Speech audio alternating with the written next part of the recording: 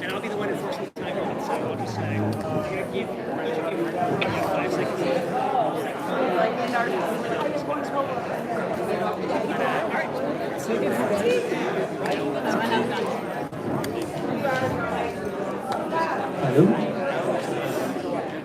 Good evening.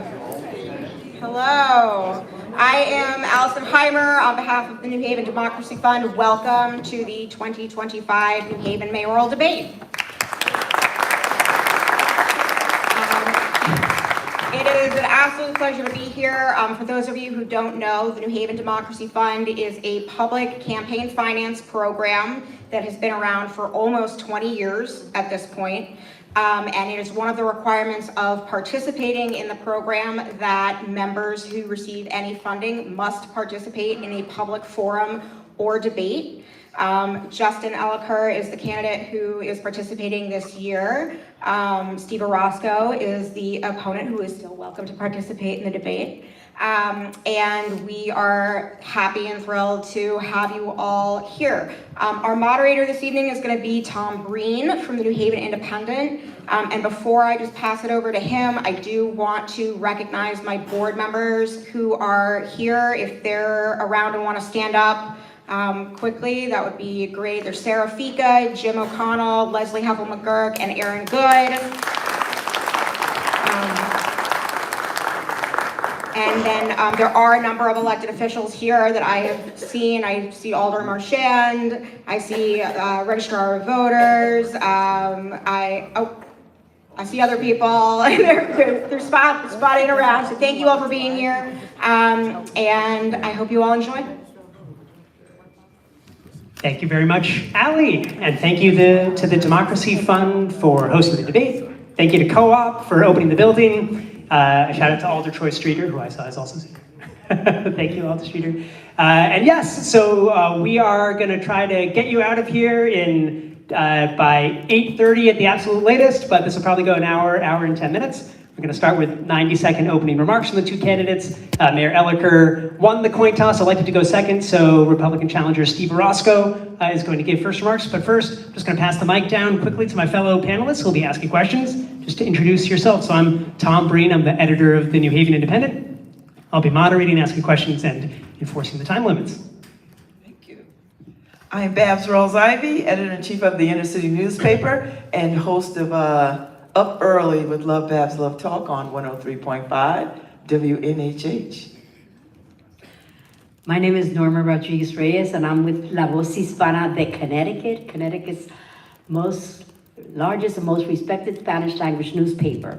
And I am also the co-host of Que Pasa Radio on 103.5 FM LP. And my name is Vinny Penn. I'm with iHeartRadio. I'm from 960 WELI, but also News Radio 1410 WPOP out of Hartford. And I'm very excited that Babs brought the Altoids. They're necessary, despite the fact that these gentlemen are all the way over there. And let's get to it. Okay, and since we've got two mics, how about Babs and I will share this mic, and Vinny and Norma, I'll ask you to share that. And let's kick it off. So Steve Orosco, the Republican and Independent Party candidate for mayor this year, you've got 90 seconds for opening remarks, and the clock starts now. Go for it. First of all, thank you for everybody for joining us tonight. This will be hopefully a great evening. You know, for those of you who don't know, I lived in New Haven for about a decade in the 2000s. And me and my wife, we moved to Los Angeles for another 10 years, trying to start a new life. When my son turned 4, we said to ourselves, where do we want to raise our family? And we decided, let's go back to New Haven, where my wife was born and raised, where her family is from, where education, I thought, was great, where I thought the streets were safe.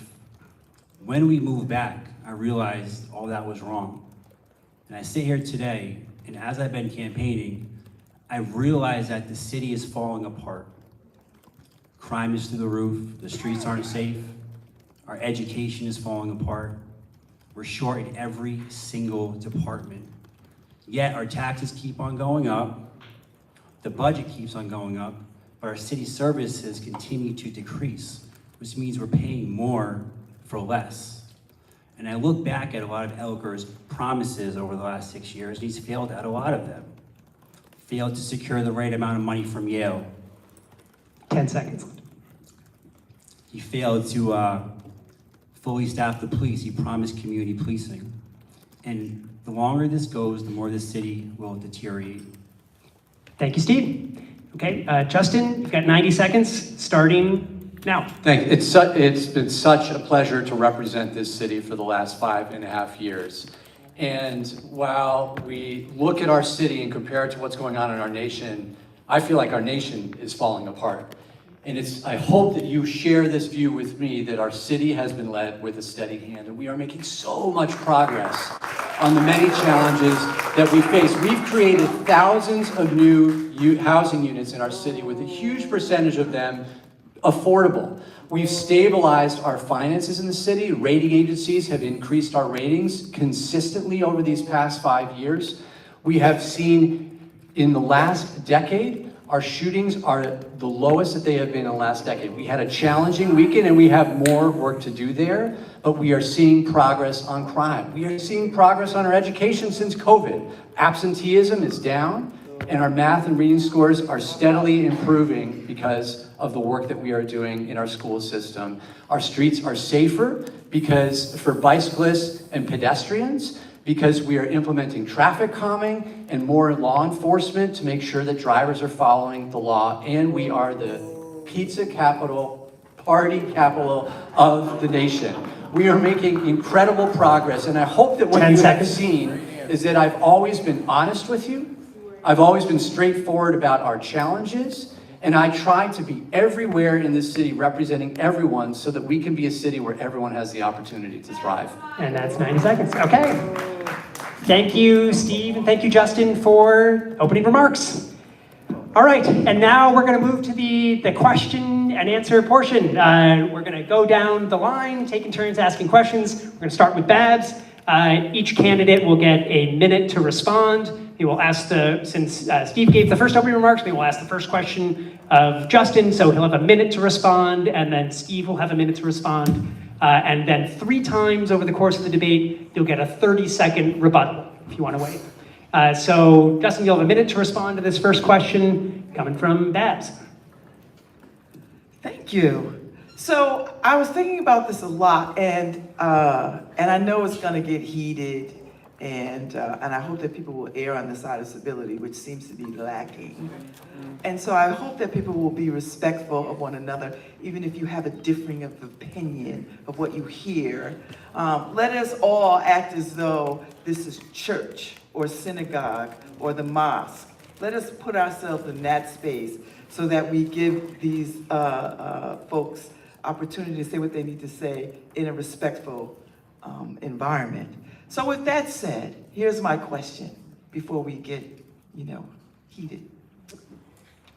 Tell me what is good about New Haven. Tell me what you like, admire, and love about New Haven. And every answer from this point on, whatever they ask you, I want you to remember that answer and center that love, feeling, desire, welcoming for the city in those answers. Okay? Thank you. Justin, have you got 60 seconds? Sure, and just real quick, I'm sure both the other candidate and I appreciate cheers, but I'd ask my supporters please do not boo the other candidate, and just be respectful. Thank you.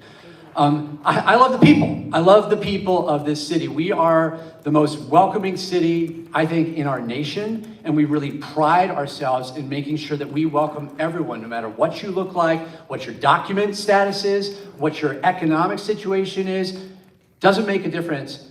and no matter who you love, you are welcome in our city. And I think that makes us an incredible city that welcomes even more people, because people want to be a part of a thriving community that helps us with so many cultural assets, that helps us be strong and support each other, that helps us have schools that are vibrant, because we welcome and support everyone no matter who they are in our schools. And this is something that I think, particularly at this moment where our 10 seconds. nation's leadership is trying to divide us, that we should feel proud of about our city.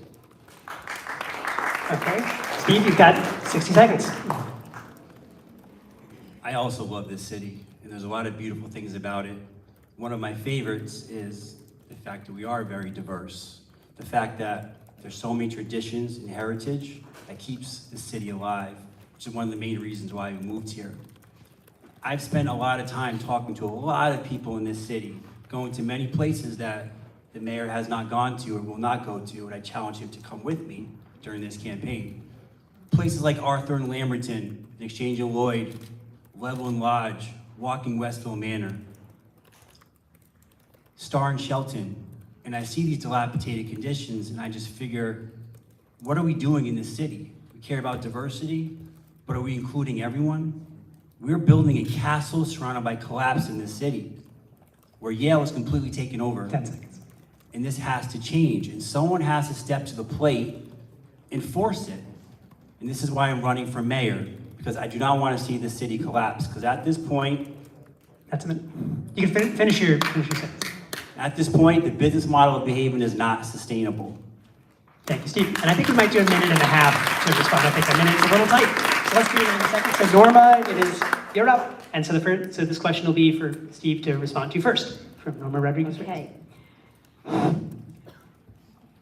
What is your response to the Trump administration mobilization of ICE to increase detention and deportation of undocumented immigrants, including New Haven residents?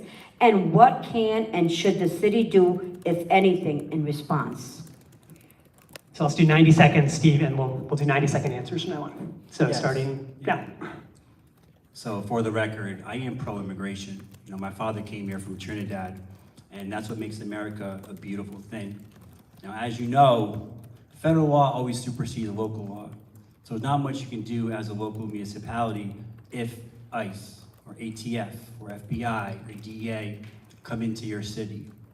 Now, the reason why ICE should not be an issue anymore, and we shouldn't be talking about Trump, is because now ICE requires a judicial warrant to be served, where previously it was an administrative warrant, which meant the warrant was signed off by an internal supervisor.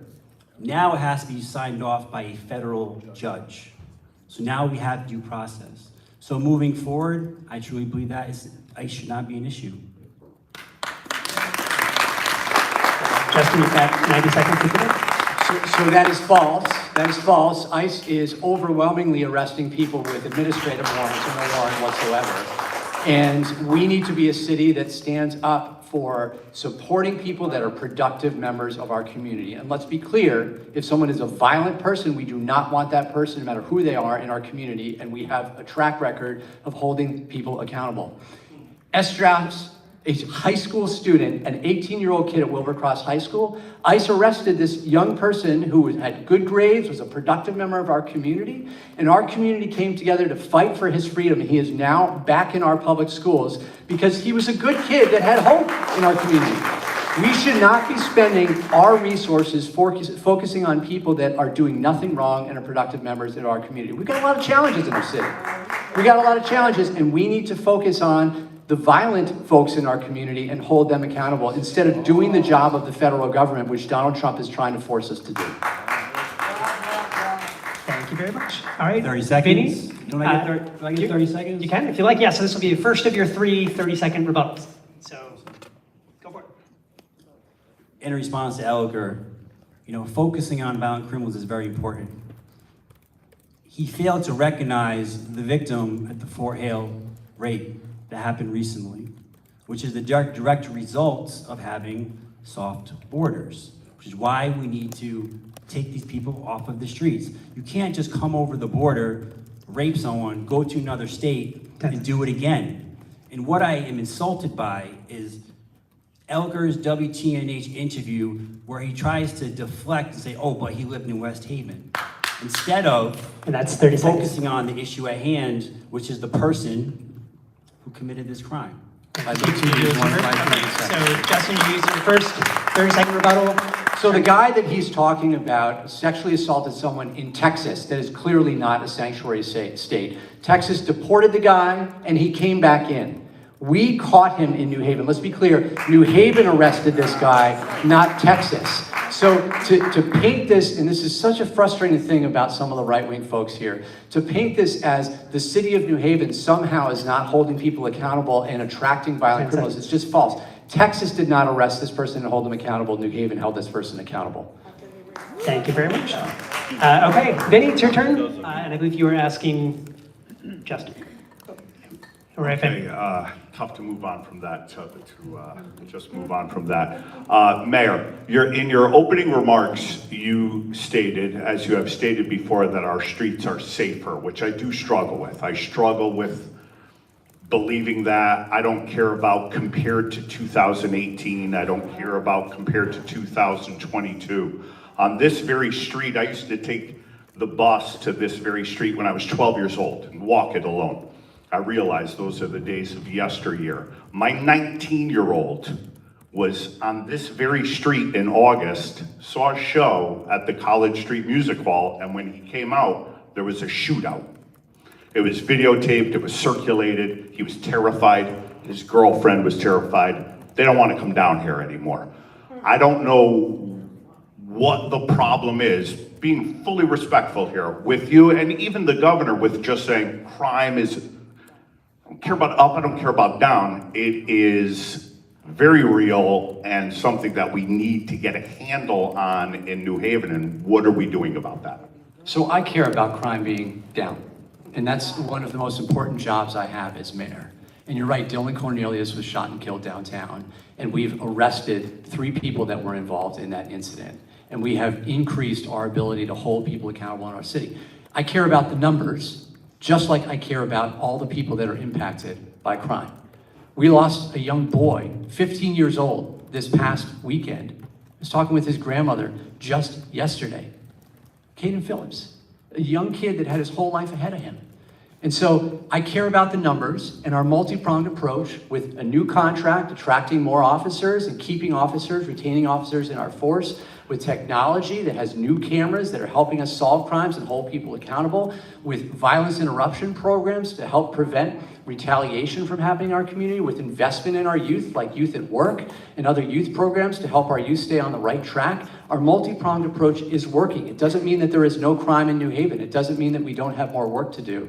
And it doesn't mean that there aren't people like this young boy that was killed this past weekend and his family that are hurting. We have a lot more work to do here, but we are making progress. Thank you very much. Steve, you've got 90 seconds. How do you expect to eliminate crime when you defund the police?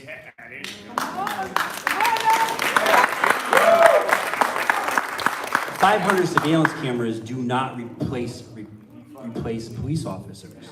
And that's the problem. I feel like everything is a Band-Aid and we're not attacking the root of the problem. You can't have a city that's already violent in the first place not have enough police officers to enforce.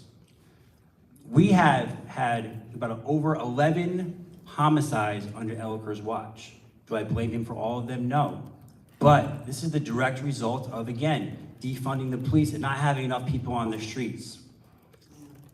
My job when I become mayor is to fully fund the police at all costs. That's the most important thing for society to thrive. That's federal grants, the DOJ COPS grant. So when I do become mayor, again, I will fully staff the police.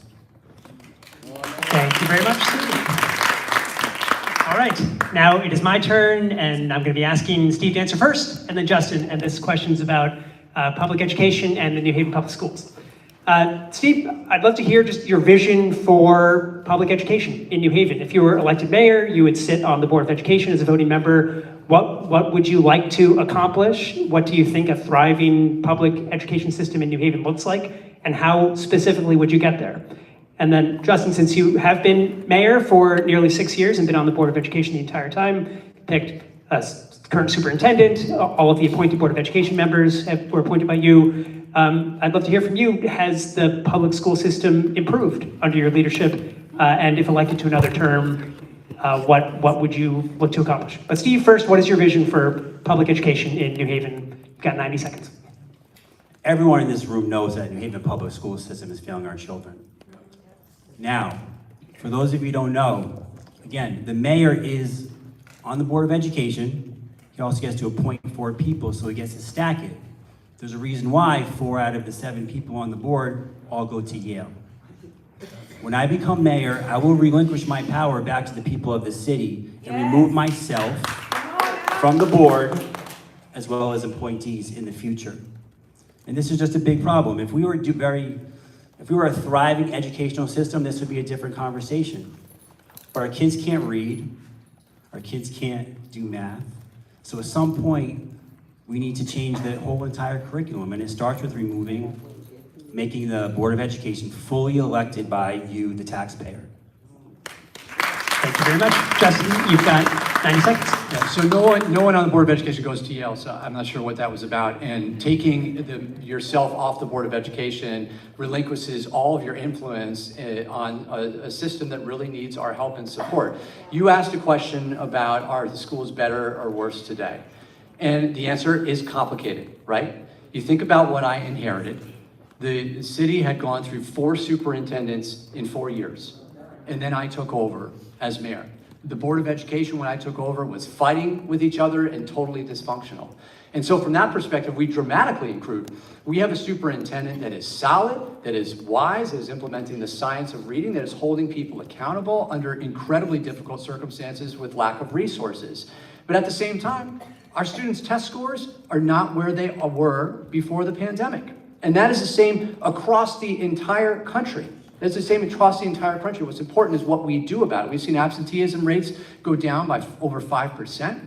Our reading and math scores are continuing to improve. I have increased funding with the partnership of the Board of Aldership by over 50% in these past 5 years. The Board of Education is getting around $25 million more annually. And many of us went to the Capitol to fight for more funding for education. Hundreds of students and teachers. I didn't see my opponent once lift a finger to try to help our schools get more funding. This is personal to me.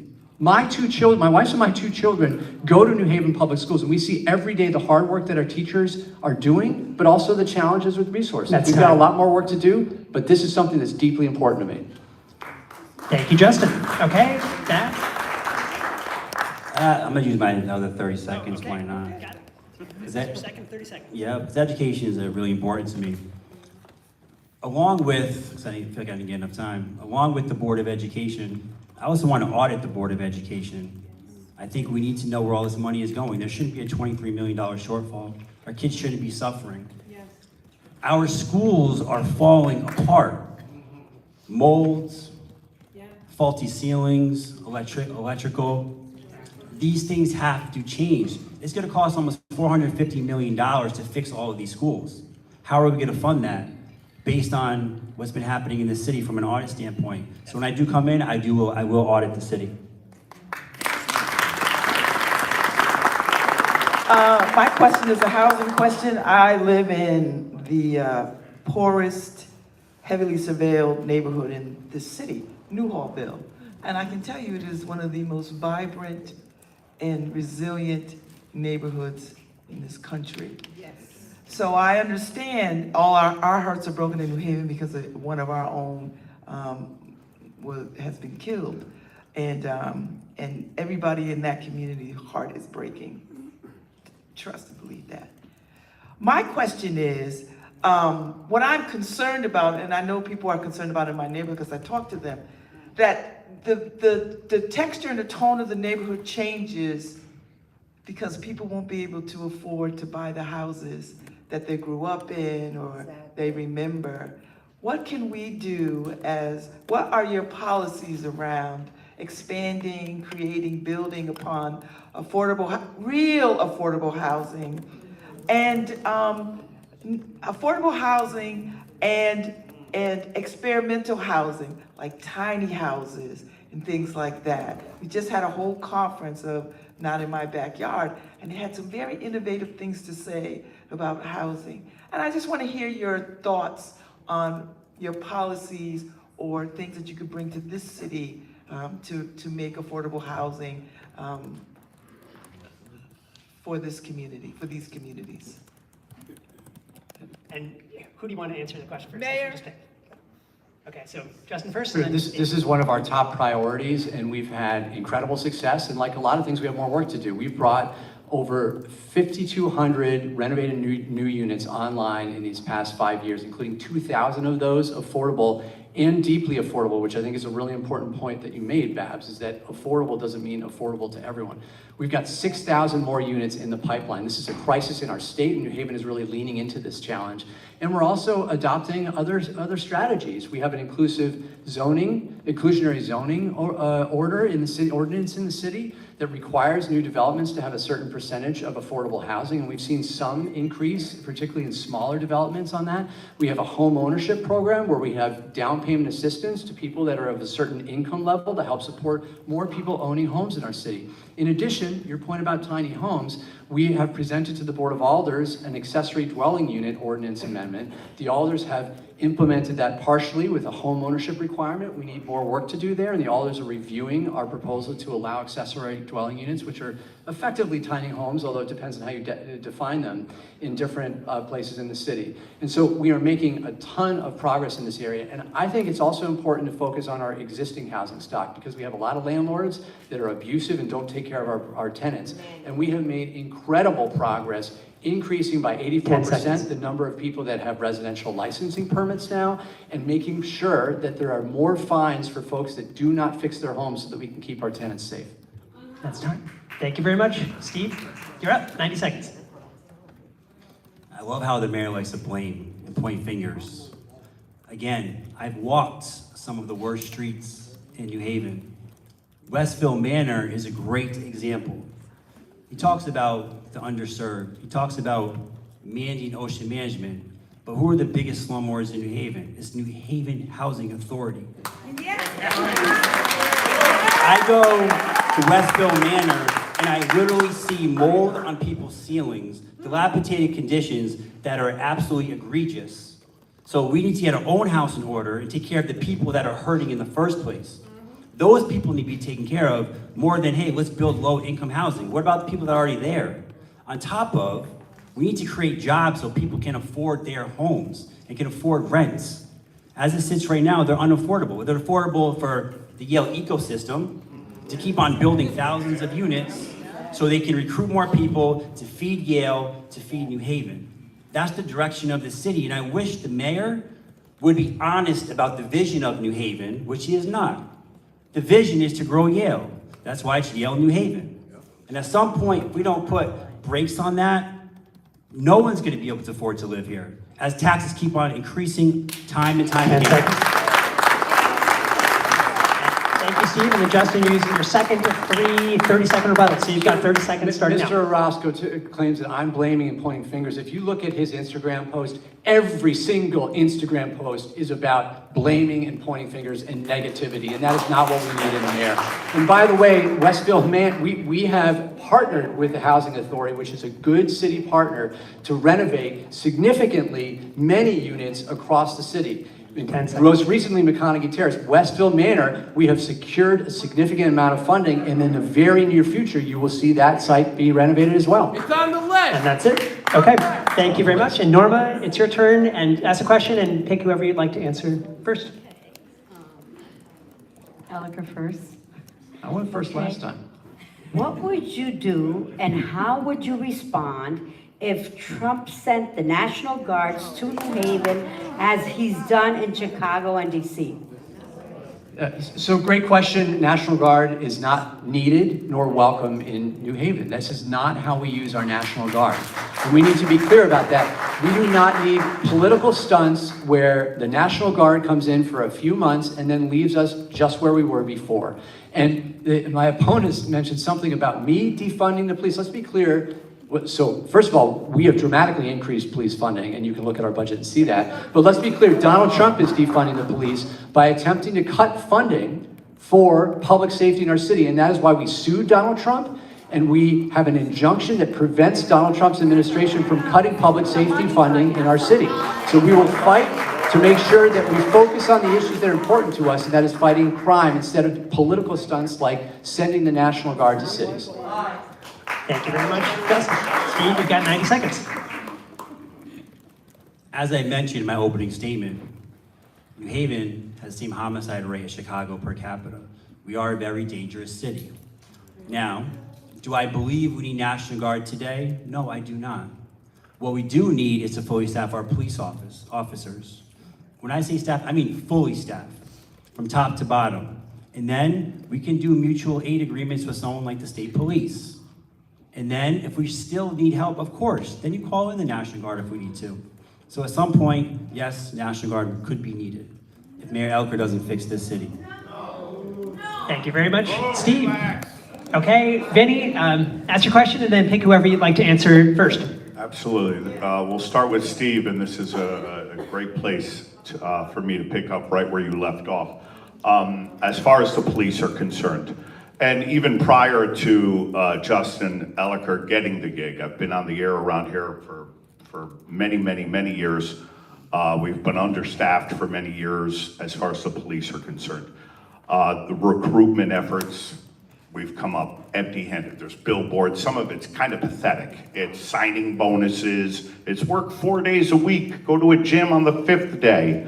I took my daughter to a concert on this street on Saturday night. When we stepped out of the venue, there were just groups of guys smoking weed. One guy clearly had a gun jutting out of the back of his pants. There was one police officer, one. When I was on that street, again, yesteryear, the glorious mid-'80s, those cops shoved you along, moved you on, and all you were doing was trying to get a girl's phone number. So again, with all due respect, because even Mayor Elicker has tried to, nobody wants to be a police officer anymore. Since 2020, you got the choice between New Haven and Mystic. I'm taking Mystic, Connecticut. That's going to be a beautiful gig. How do we get people to want to be police officers in New Haven again? Got 90 seconds, Steve. Well, we know with police, it starts with the top. It starts with leadership. You have to have a mayor that fully supports and backs the police. You cannot defund them and then expect them to want to work for you. You can't have a understaffed police department who is overworked, has now low morale, and think that they're going to work hard, or think that they're going to apply to become police officers in New Haven. So I'm going to keep on drilling this point down about fully staffing the New Haven Police Department. And on top of that, I will make one requirement I want police officers to understand. I will require police officers to get their BJJ Blue Belt, because it's the most important de-escalation process there is. We will have a BJJ instructor, and to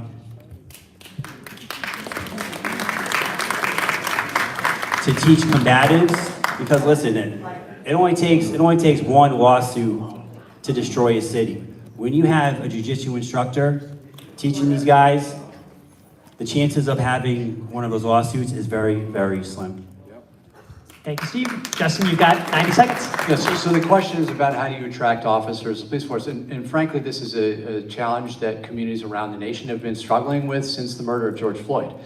And we are seeing our numbers, come on, please. We're seeing our numbers significantly turn around because, number one, we're not bad-mouthing the city of New Haven at every turn like my opponent is. We are embracing the work that our officers are doing and celebrating the work that they are doing. Number two, we have dramatically increased their pay so that we are much more competitive compared to our counterparts. And we are seeing many few officers retire because of the contract and the way that we structured it so that there's incentive for the officers to stay on. And we're seeing the largest class that we have seen in 3 or 4 years recently because of this new contract. So we are seeing these numbers turn around.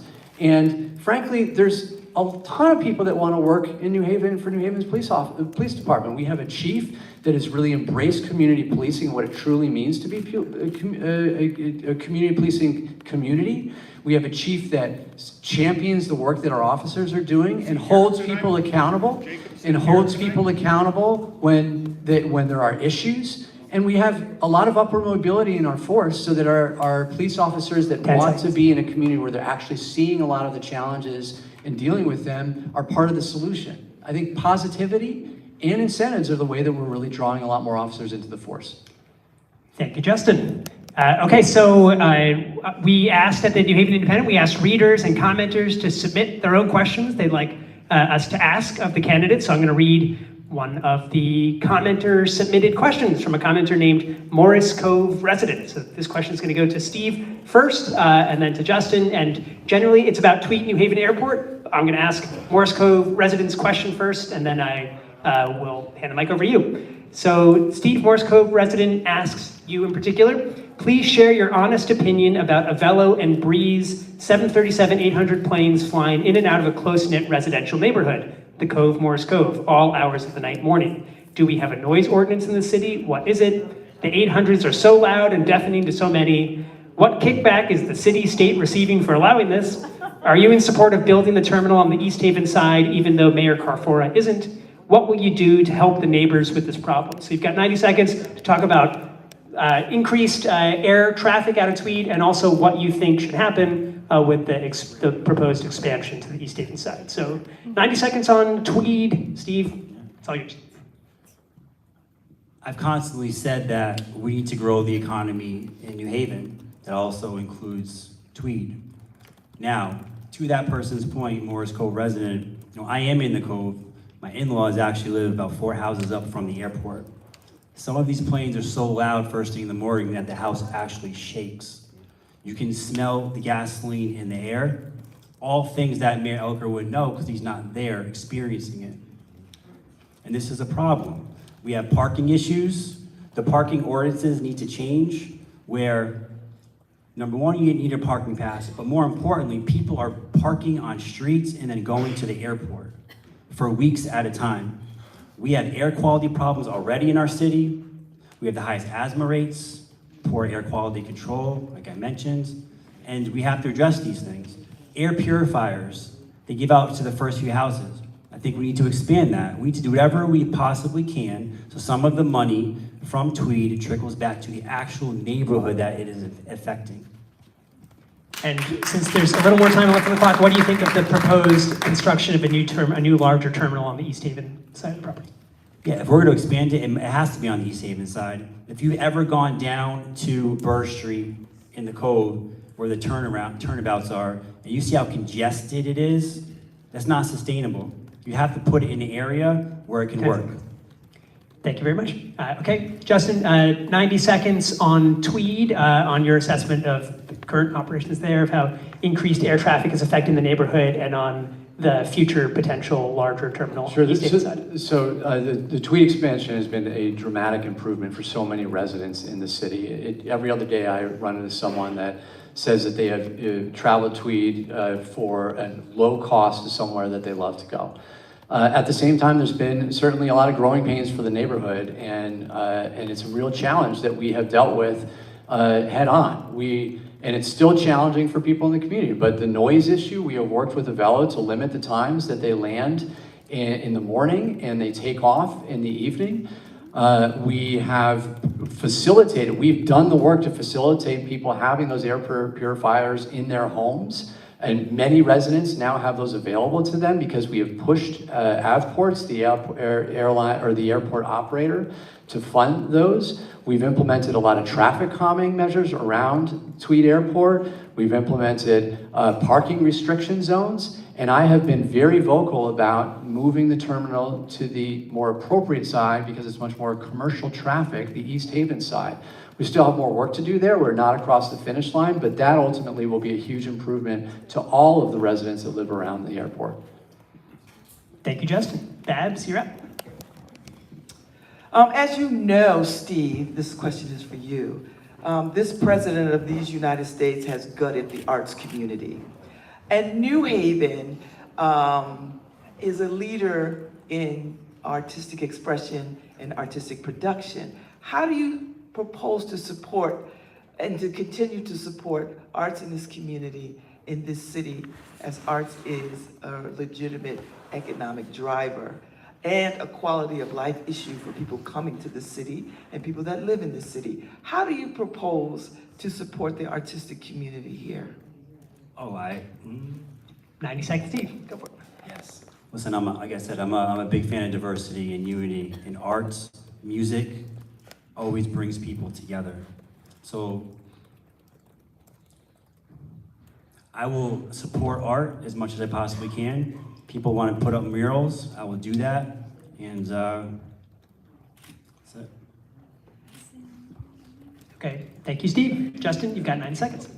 So we have done a ton to support artists in our community. And artists and art is a way for us to connect with one another, to show each other's humanity, but also to push back against power. And we want to facilitate that in New Haven. It's also a way to make a living. And because of the work under Adrian Jefferson, our former Director of Cultural Affairs, who's awesome, you're right, and we're looking to hire someone new, we're pretty close to that. We have dramatically expanded our investment in the arts, and in particular in facilitating creatives that want to start their own businesses. So in partnership with the Community Foundation, we put millions of dollars into brown, black, and women-owned businesses that, including people that are from the arts. We've also facilitated a lot of events to help support small businesses, like Black Wall Street, where we have a ton of artists that are selling their wares there. The night markets, the Grand Prix, so that we can help support these businesses not only with some seed funding, but actually with these venues where people can learn about their products and these businesses can help expand. We always have more work to do to support the arts, but I think that that's one thing that I feel ties back to that earlier question you asked about what we love about New Haven, the people. And seeing people through the arts, the way of expressing themselves, is something that I think is a beautiful thing that we need to do even more of in New Haven. Thank you very much, Justin. Norma, you're up. Ask a question and pick who you'd like to answer first. Okay. This question is from Ian Chrisman, and saying, we're seeing a downward downshift in the rate of home ownership throughout the city. Investors, of which many live out of town, are buying up many multifamily properties as possible. The state of Connecticut's home ownership rate sits around 70%, while New Haven's ownership occupied rate is around 28% and has been declining in the past 15 years. What can be done to boost up the owner-occupied rate of particularly multifamily homes, as more and more multifamily housing are being brought up by out-of-town investors and Wall Street? Many of these investors do the bare minimum and are the main strain on LCI. Who do you want to answer that? Steve? Steve, you get 90 seconds. So when it comes to housing, the biggest issue is our taxes continue to go up. So people can't afford their homes, so they leave vacant properties. We have over 500 vacant properties in the city of New Haven. Until we have an economic boom to offset that, the city can't thrive. So with that said, it's a big issue in our city, and it's one I want to attack because we are the only city on the entire eastern seaboard that hasn't built onto the water. We have English Station, we have Lighthouse Park, we have Long Wharf, we have a gorgeous city that has not grown, not even a little bit. Instead, the Yale ecosystem continues to grow, while the rest of the city continues to collapse. Thank you, Steve. Justin, you've got 90 seconds on increasing home ownership. Sure, I think the question was specifically about increasing home ownership, not about the city collapsing. And there's a number of things that we are doing to help support home ownership. I mentioned earlier on our down payment assistance program that helps people that are potentially homeowners but just don't have enough funding. And that has helped a lot of people buy new homes in the city. In addition, the Livable Cities Initiative implemented housing initiatives where they actually on vacant properties constructed new homes that are 2-family homes where one of the units is a homeowner, and then they get that second income as a rental unit so that they can help pay for their mortgage. I think a lot of this is about jobs as well, because we want to make sure that people can have steady long-term jobs to help actually buy homes. And we've done a lot of work to expand our job opportunities in the city. In fact, New Haven is increasing our jobs at a rate faster than the state as well. We've created a land bank so that we can fight against those absentee landlords that are buying up these properties, and so that we actually, through the land bank, with $5 million from the state, can acquire these properties beforehand as well. And I'll mention about taxes. You know, this is a typical thing for people that run for mayor. They say, we should fully fund all the police and pay them as much as they need, but I'm not gonna tell you how to pay for it. I'll get some grants or something like that. Our taxes are high in the city. They're not as high as Hartford's, they're not as high as Waterbury's, Bridgeport's, West Haven's, Camden's, but they're high and we need to do work. We as a community have done work to dramatically increase pilot funding from the state and funding from Yale University so that our taxes didn't go through the roof. We've got more work to do there. Thank you, Justin. All right, Vinny, you're up.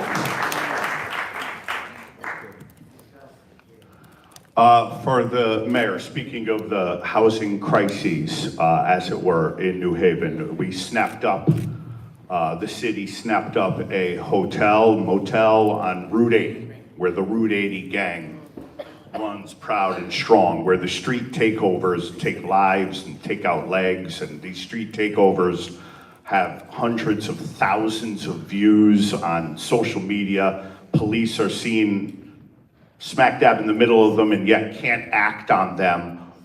How do you speak to the purchasing of that hotel, the Days Inn? Was it a Days Inn? That is to cater to, we're being told, the homeless population. And the fact that it's on a street in New Haven that becomes East Haven that is fraught with gang violence and street takeovers. So you said a lot there, Vinny. Got 90 seconds. So street takeovers, literally as we speak, every day they are constructing a change in the road to help prevent street takeovers that will include some speed bumps that will make it difficult for people to enjoy street takeovers there. You talked about the gang violence there. There was a federal grand jury that arrested a lot of the people that were involved in the Route 80 group that was involved in some of the violence, and we have seen a dramatic decrease in the activity in that area of the city. But you particularly asked about the shelter. We have 8 shelters in the city, spend $1.7 million of city funds to help support people that are unhoused. And I think that's something that we should be proud of. You used the word cater. I'm not sure as I would have chosen that word, but we need to support people that are struggling in our community. And we are doing that as a city. We are doing more than any other city in Connecticut. All that being said, we can't do it alone, and we need to expect our partners, including East Haven, to do more. I've been pushing for this, and we have seen some movement from our surrounding towns to help support. Hamden has opened a warming shelter. West Haven has opened a warming center. But in New Haven, I think that we should be doing what we can to help support people that are really struggling in our community now and helping them find a pathway towards long-term success. Thank you, Justin. Steve, you've got 90 seconds on the hotel turned homeless shelter on Route 80. So when it comes to homeless, we need to attack the roots, the problem. Now, when you're homeless, it could be a choice, a mental health illness, or more importantly, a substance abuse disorder.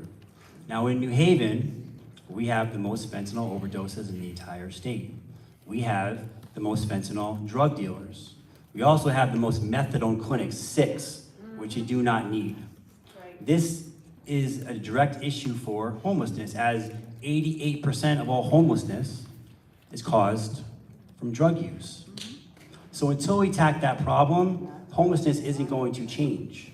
So what I want to do when I become mayor is we are going to build a fentanyl or narcotics task force, and we're going to attack the fentanyl crisis and get these drug dealers off the street so we can get people clean for the first time.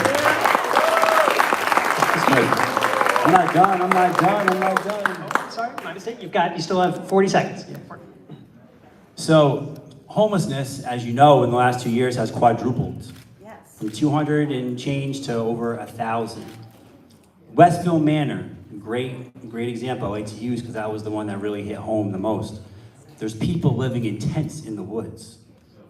There's homeless encampments downtown on the green, which is supposed to be our shining star.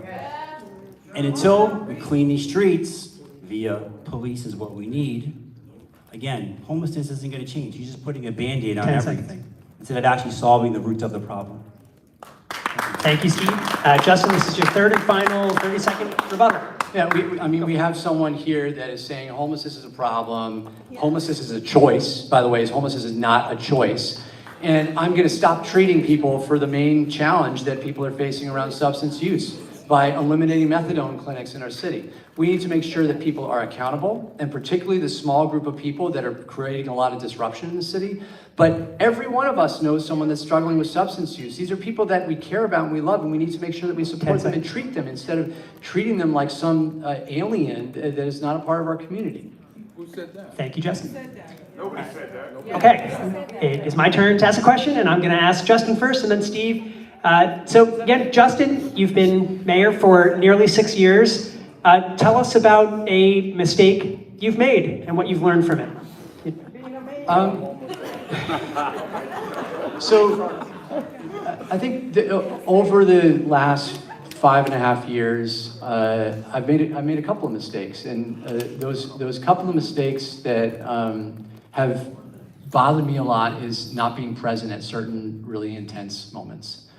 I look back during the protests post George Floyd, and there were people 2 nights before a major protest in the city that came outside my house and protested and banged on my windows and doors and shouted at me when my 2 children and wife were inside. I went out and tried to speak with them, and they yelled at me, and I went back inside. And while I think what they did was totally inappropriate, they shouldn't be coming into my home, I should have stood there and talked with them and waited and had them scream at me until we actually calmed down and we could have a conversation. And in that moment, the moment was fresh in my mind when there were hundreds of people marching towards the police station. And I stayed inside the police station for a very long time. I don't think that was fair to the officers.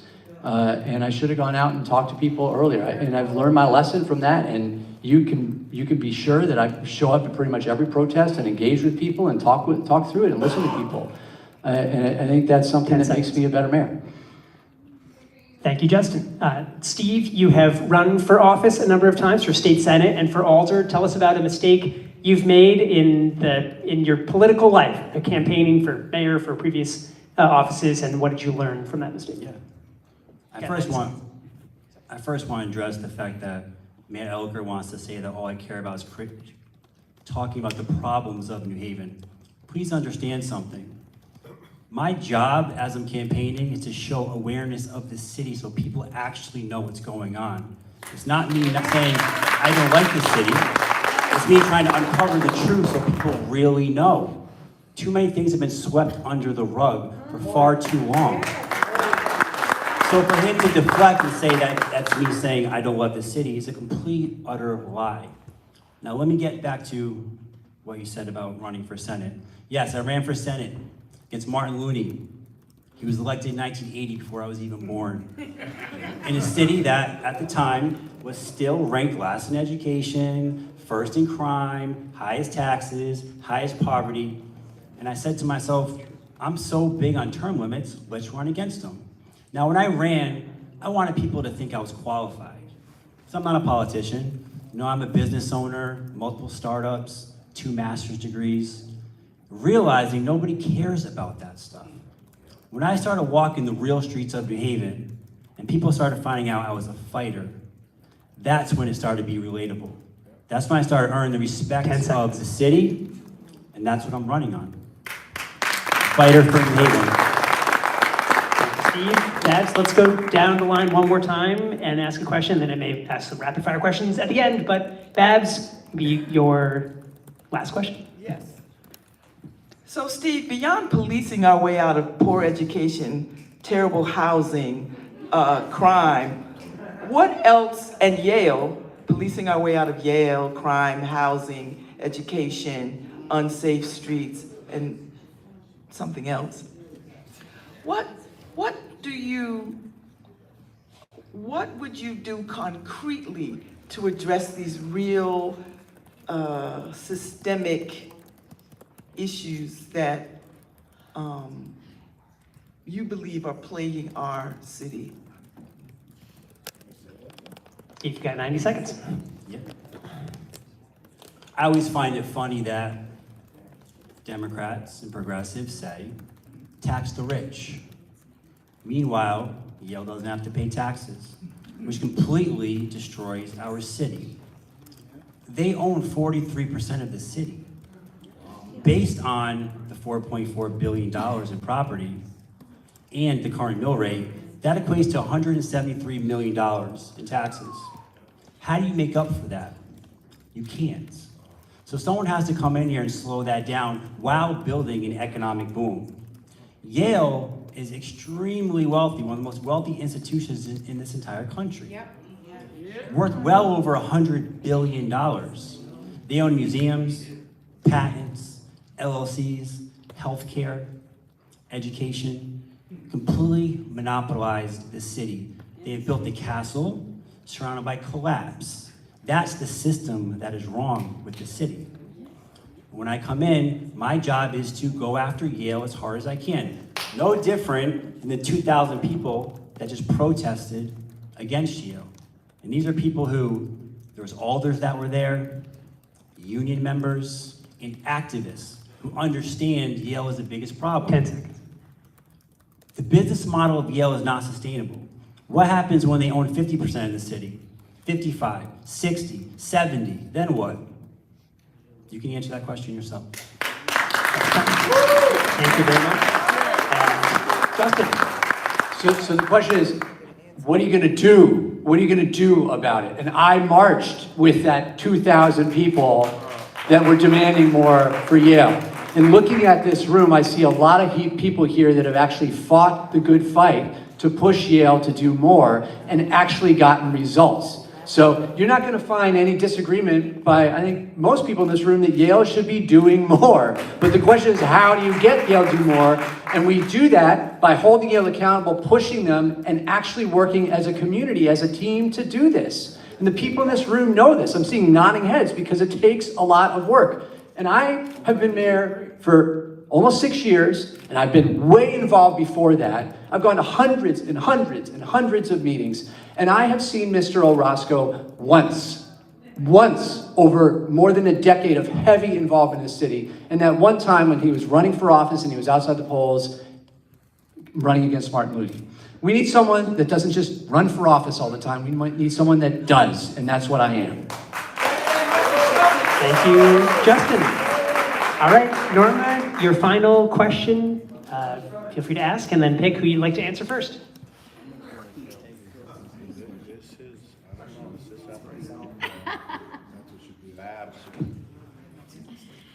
I'm an editor. Okay.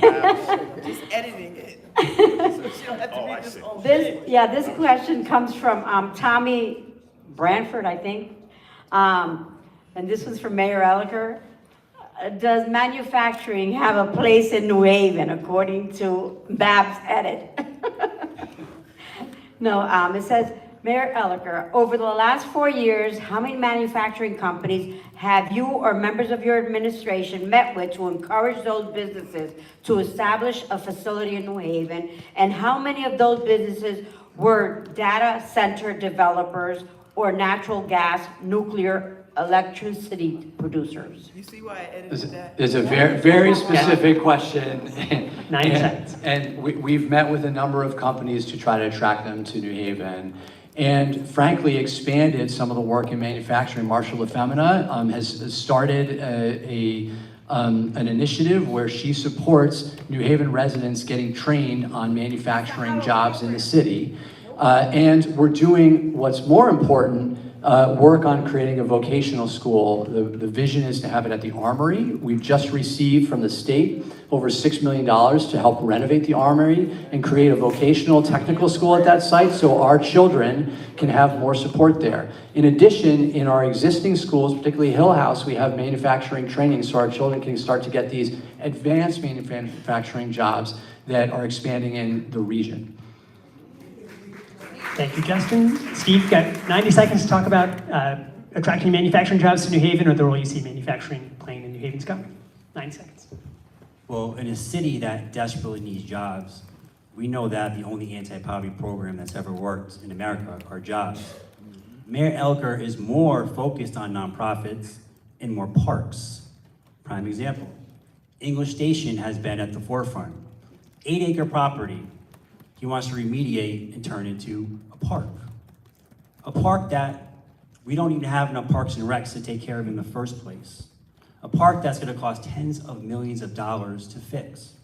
When in fact, you could turn that into manufacturing and create jobs for those in Fairhaven that are in need. So when Mayor Elicker keeps on talking about, oh, I want to build this and build that, that's not true. Doesn't have to do with Yale, he's not going to build it. Do I have 30 seconds? You've used all 30 I'm out. seconds, so there's All a right. 2-minute closer, so if you want to address anything there, you can. All right, Vinny, your final question tonight. Well, I might afford you the opportunity right now to discuss the English Station Mill River Park. You had expressed a frustration when the governor's budget excluded or left out, however best to put it, education in such a way that we had to close down an actual school in New Haven because he's got such a focus on kids starting school at like a year and a half old. That said, you were forced to close a school, which is awful, but at the same time, we have this money to turn a contaminated industrial site into a water park that I can't see anyone frequenting, but what do I know? But I do hear from firefighters often on my radio show who say this was a place that they were told never to park their vehicles, never to step upon, and I don't know how it's going to become the new Six Flags and where the money comes from. To be honest, where the money comes from. All right, Justin, you've got 90 seconds on, The question of where the money, and on the English Station plan. you Right, which is proposed- probably two totally different places, but you're closing a school here, and it's Right, probably a so- simple explanation, and yet quite a dollar sign for this water park. right, That so. nobody really. So first of all, we can walk and chew can gum at the survive, same I time. think. The state needs to do more to fund our schools. And we need to make sure that we address an eyesore in our community that's a polluted site that's been there for decades and has had, until just recently, no plan. And by the way, I appreciate the Six Flags reference, but this is about making sure that young children in our community can swim and survive. And us having more opportunities for our young people to have pools where they can be taught to swim is critical, because particularly Black and brown students are much more likely to die if they're in the water because they do it. Come on, folks. Come on. But so it will be safe because we will cap the site and ensure that it's safe. I mean, there's a lot of regulation around this site. But I think more importantly, what is critical, and Mr. Orosco said this himself, is that we need to continue to make New Haven a beautiful place, embrace our waterfront, and make it a place where people want to live. People don't want to live next to an empty, old, dilapidated power plant. People want to live in a place, including people that exist in our community, where they can connect with one another in parks, where they can thrive. And this type of development, in addition to the Long Wharf development that we have, will drive 10 more seconds. housing development in our city along the waterfront that will help us address the affordable housing crisis and continue to make New Haven a place where people have lived healthier lives and thrive in our community. That's done. Okay, thank you very much, Justin. And Steve, you've got 90 seconds on English Station and the proposal to turn it into Definitely a cop out park. of definitely Pool. a cop out of an answer of the Black and brown communities and the ability to swim. We have community pools already in the city. You're telling me kids are gonna come from the Ville and the Hill and Westville Manor all the way to Fairhaven to use a pool? You know that's not true. And this is the stuff that really infuriates me. Instead of being honest and saying, yeah, we're gonna build out this big park, so it's beautiful to feed the downtown and East Rock and Yale ecosystem. English Station could be a beautiful place and a revenue generating machine. The only thing that the mayor should be doing right now is how do I create more revenue for a city that is failing so we can fund all of our staff. The quality of life in New Haven outside of the East Rock and downtown Castle is falling apart. We need to create jobs. And I hate to have to keep on going back and fighting against Yale, but it's the only option that's on the table right now that we can do. How do you do it? Because he keeps on saying, oh, what are you going to do about Yale? Yale owns $4.4 billion in property. How much of that is for educational use? 10 seconds. When I become mayor, I will reassess every single one of those properties to uncover which ones are mixed use and which ones are not.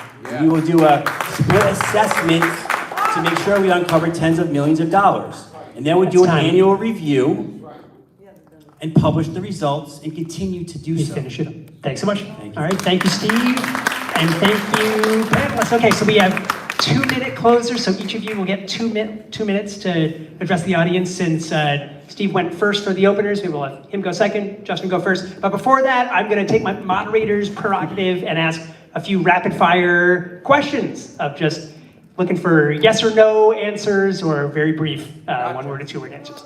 Okay, so Chapel Street between College and York Street, it's currently one way. Should it be converted to 2-way traffic? Justin first and then Steve. Yes.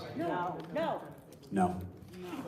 The governor has floated the idea of Connecticut's pension fund investing in a minority share of the Connecticut Sun WNBA basketball team. Do you think that's a good idea? Steve first and then Justin. Absolutely not. No. Zoran Mamdani, Andrew Cuomo, or Curtis Lewa for mayor of New York City? Justin first and then Steve. Ron Domney.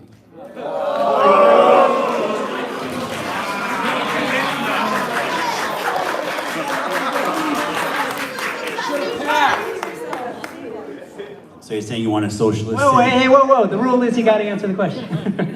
So, Curtis. Curtis. So Sliwa. Okay. And should New Haven Public Schools release a line-by-line budget for the current fiscal year? Steve and then Justin. 1,000%.